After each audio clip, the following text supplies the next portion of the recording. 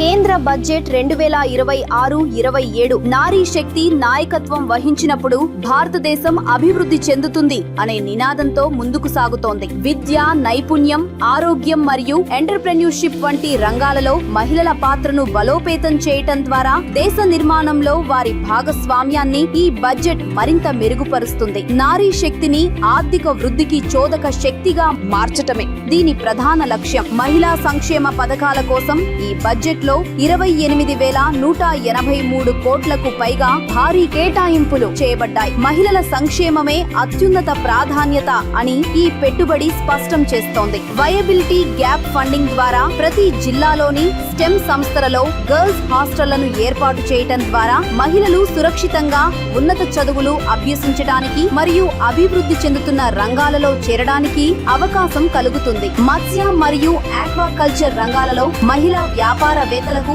Credit support అందించడం ద్వారా ఆర్థిక స్వావలంబన చేకూరుతుంది. అలాగే షీ మార్ట్స్ ద్వారా మహిళల ఉత్పత్తులకు మార్కెట్ సదుపాయం కల్పించి వారిని ఆర్థికంగా స్వతంత్రులను చేయటం జరుగుతోంది. ప్రభుత్వం తీసుకున్న సంస్కరణల ఫలితంగా మహిళా కార్మిక శక్తి భాగస్వామ్యం 23.3% నుండి 41.7%కి గణనీయంగా పెరిగింది. లఖ్పతి దీదీ పథకం ద్వారా 1.48 కోట్ల మంది మహిళలు ఇప్పుడు కేవలం ఉద్యోగాల కోసం చూసేవారుగా కాకుండా ఉద్యోగాలు ఇచ్చేవారిగా ఎదిగారు. పీఎం ఆవాస్ యోజన గ్రామీణ కింద 73% ఇళ్లు మహిళల పేరు మీదనే రిజిస్టర్ అయ్యాయి. స్టార్టప్లలో 50% కంటే ఎక్కువ మంది మహిళా డైరెక్టర్లు ఉన్నారు. అంతేకాకుండా 10.41 కోట్ల ఉజ్వల గ్యాస్ కనెక్షన్లు మరియు కేవలం రూపాయికే శానిటరీ నాప్కిన్లు అందించడం ద్వారా మహిళల ఆరోగ్యం మరియు గౌరవానికి ప్రాముఖ్యత ఇవ్వబడింది. బడ్జెట్ 2026-27